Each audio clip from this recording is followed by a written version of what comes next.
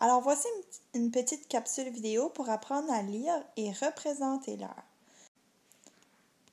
Alors sur l'horloge, on peut apercevoir ici les chiffres autour. Ceux-ci indiquent l'heure. Donc l'heure ici est représentée par la petite aiguille, toujours par une petite aiguille, et elle pointe vers le 3. Il serait 3 heures.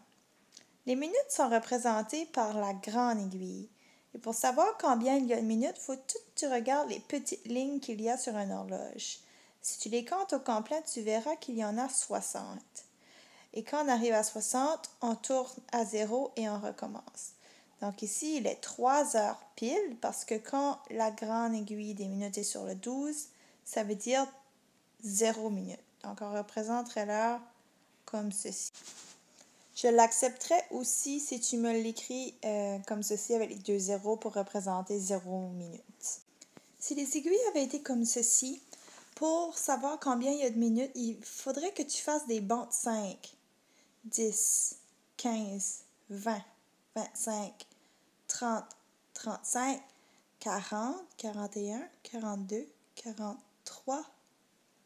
Donc ici, la grande aiguille se trouve à 43 pour dire 43 minutes. Il est encore 3 heures, même si ça semble comme si la petite aiguille est près du 4. Elle est près du 4 pour nous dire qu'on arrive presque 4 heures. Parce que lorsqu'il est 3 heures et 43, il ne manque que 17 minutes avant 4 heures. Alors c'est pour ça que la petite aiguille est plus près du 4 que du 3. Alors, sur tes travaux et tes évaluations, il va falloir que tu fasses 2 choses avec l'heure. Tu devras la lire et la représenter. Pour la lire, commence toujours avec la petite aiguille. Donc ici, elle pointe vers 7 heures.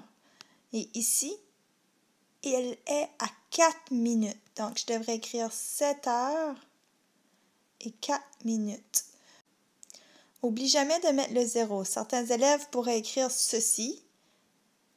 Et ça serait mal. Il faut vraiment présenter 4 minutes avec 0,4. Donc, à la deuxième horloge, ici, la petite aiguille est pratiquement sur le 8. Alors, je vais voir s'il est 7 heures ou s'il est 8 heures en regardant l'aiguille des minutes. Je vois que l'aiguille des minutes est à 58 minutes. Donc, il est vraiment tout près d'être 8 heures, mais il est encore 7 heures. Il est 7 heures et 58 minutes. Fais attention parce que ça, sur des travaux ou des évaluations, ça pourrait être très truquant. Assure-toi de regarder l'aiguille des minutes avant. Finalement, pour représenter l'heure, comme ici 4h32, tu peux commencer avec l'aiguille des minutes. Donc, 30 est ici, 31, 32. Je vais dessiner une grande aiguille qui pointe vers 32.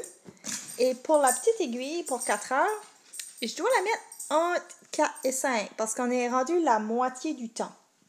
Finalement, pour 9h11, le 10 est ici, 11. Ma grande aiguille pointe vers le 11.